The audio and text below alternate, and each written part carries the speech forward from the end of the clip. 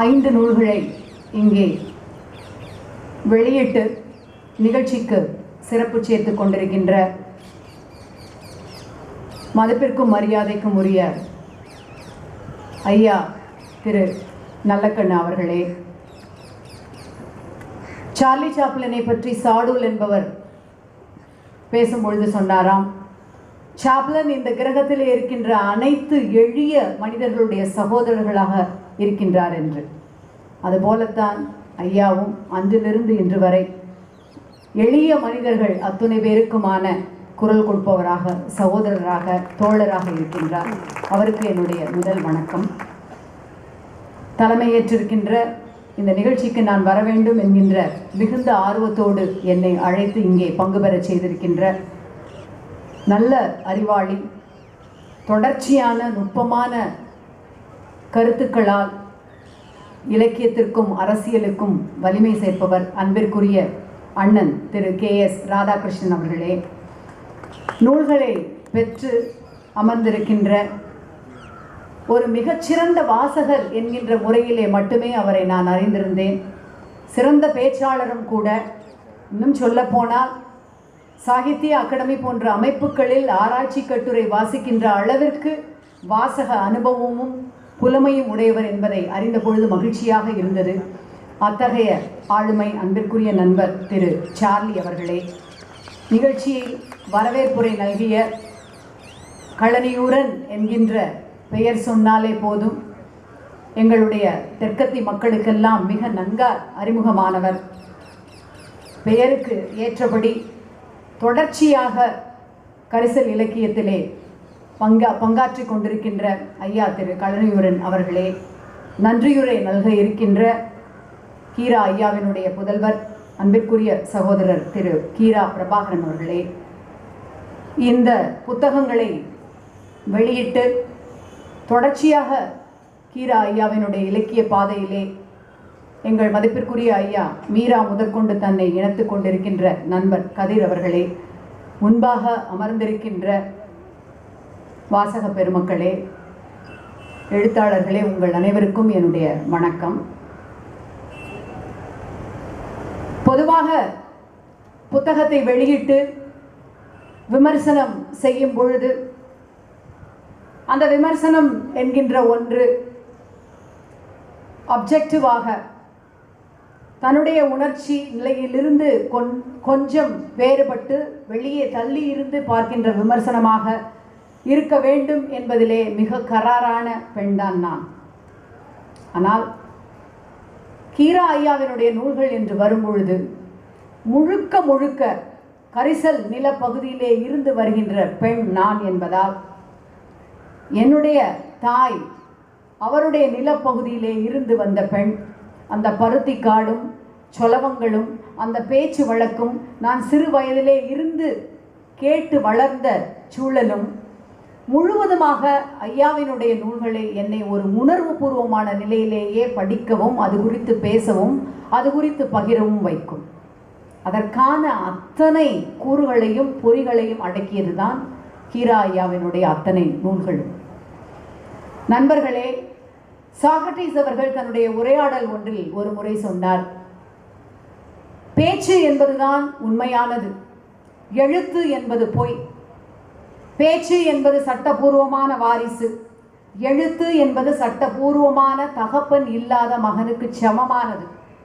சொல்லிவிட்டு மேலும் அவர் தொடர்கின்றார், நான் பேசும் பொழுது உயிர்ப்புள்ளவனாக இருக்கின்றேன், என்னுடைய பேச்சுக்கு என்னை நான் தகப்பனாக உணர்கின்றேன். ஆனால் நான் எழுதுகின்ற பிரதியோ நான் இல்லாமலும் கூட தனித்து இயங்கக்கூடியது. அது ஒரு தகப்பனோடு எந்த விதமான சம்பந்தமும் இல்லாத ஒரு சட்டபூர்வமான வாரிசை போல் அல்லாது தனித்தே இயங்கக்கூடியது. பேச்சிலேதான் உயிர் உள்ளது, எழுத்து என்பது இறந்து போனது. ஆகையால் தான் எழுத்து என்பது இறந்தவர்களுடைய கல்லறையிலே அந்த இறுதி வாசகங்களாக உறைந்து கிடக்கிறது என்று சொன்னார்.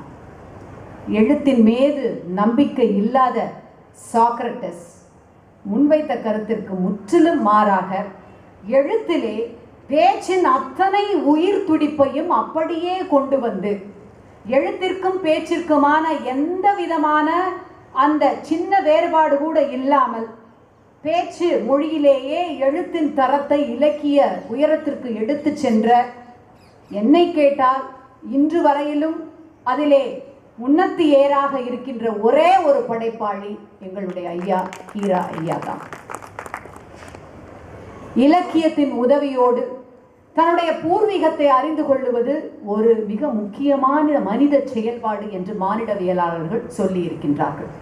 அந்த வகையிலே பார்க்கும் பொழுது தன்னுடைய பூர்வீகத்தை, தான் சார்ந்த உயிர்கூட்டத்தை, பயிர்கூட்டத்தை, தன்னுடைய மொழியை, மிக குறிப்பாக அந்த பகுதி மக்களுடைய வாழ்வியல் முறைகளை, இசையை, உணவு பழக்க வழக்கங்களை, அவர்களுடைய இறை நம்பிக்கையை, விழுமியங்களை, இத்தனையையும் அறிந்து கொள்வதற்கும் அடுத்த தலைமுறைக்கு அதனை கடத்தி செல்வதற்கும் இலக்கியத்தை மிக அழகான ஒரு கலாபூர்வமான சாதனமாக அதனை மாற்றி நம்மிடையே தந்திருப்பவர் அன்பிற்குரிய ஐயா கீரா.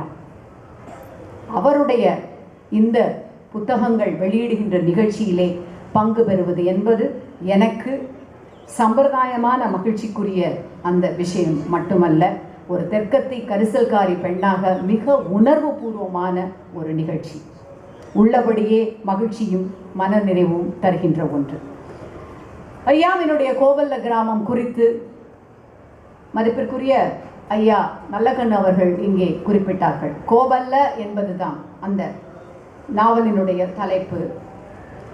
ஆந்திராவிலே இருந்து கரிசல் பகுதியிலே புலம்பெயர்ந்து வருகின்ற தெலுங்கை தாய்மொழியாக கொண்ட மக்களுடைய அவர்களுடைய நிலம் ஊன்றுதலும், அவர்களுடைய பாடுகளும், அவர்கள் எப்படி இந்த பகுதியிலே தங்களுக்கான விவசாயத்தை முன்னெடுத்து சம்சாரியாக பாளையக்காரர்களாக வந்தார்கள், இப்படிப்பட்ட பல விஷயங்களை சொல்லுகின்ற அந்த நாவல் மட்டும் ஆங்கிலத்திலே மொழிபெயர்க்கப்பட்டிருக்குமானால் பாலஸ் பக் எழுதிய குட் எர்த் என்கின்ற புதினத்திற்கு சமானமாக இன்றைக்கு வைத்து போற்றப்பட்டிருக்கும் என்பதுதான் என்னுடைய திண்ணமான கருத்து.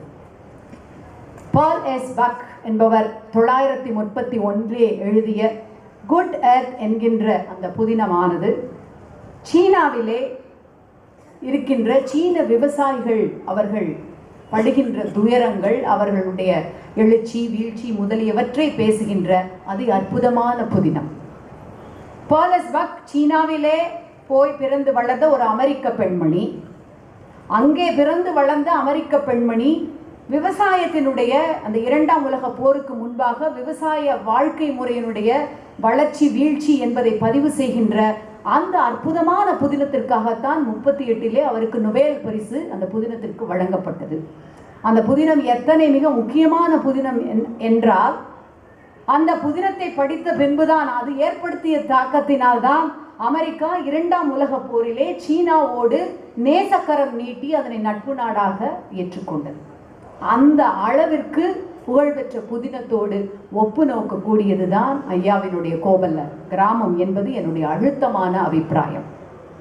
செல்ல வேண்டிய தூரத்தை பற்றி கவலைப்படாமல் ஒரு சம்சாரியாக தனக்கு சரி என்று படுகின்றவற்றை தான் பார்த்த வாழ்வை அந்த வட்டார வழக்கிலேயே அதுகாரும் இருந்த சிறுகதை நாவல் போக்கினை மாற்றி ஒரு புதியதொரு சொல்லல் முறையிலே எழுத்து முறைக்கு கொண்டு வந்த ஐயா கீரா எங்களை போன்ற, அல்லது நண்பர் சார்லி சொன்னதை போன்ற மிகப்பெரிய ஒரு ரசிகர் எழுத்தாளர் கூட்டத்தை உருவாக்கிய அந்த மிகப்பெரிய தலைமைக்கு சொந்தக்காரர். ஸ்பெயின் நாட்டின் தலை சிறந்த எழுத்தாளரும், சிறையிலே இருந்து எழுதப்பட்டாலும் உலகின் முதல் நாவல் என்று புகழ்பெற்ற அந்த டான் குயோட் டீலா மான்சாவை எழுதிய டான் குயோட் ஆகட்டும், அல்லது யுலிசிஸை எழுதிய ஜேம்ஸ் ஜாய்ஸ் ஆகட்டும், இந்த நாவலாசிரியர்களுடைய மிகப்பெரிய பலமே அவர்களுடைய இலக்கிய மொழி என்ன சொல்கிறது என்பதை விட என்ன செய்கிறது என்பதுதான். அப்படி பார்த்தால் கீரா ஐயாவினுடைய இலக்கிய மொழி, அது கட்டுரையாகட்டும், பத்தியாகட்டும், சிறுகதைகளாகட்டும் அல்லது நாவலாகட்டும், என்ன செய்திருக்கிறது என்பதுதான் மிக மிக முக்கியமான கேள்வி. இந்த கதை சொல்லி என்கின்ற புத்தகம் இங்கே பிற புத்தகங்களோடு இங்கே வெளியிடப்பட்டிருக்கின்றது.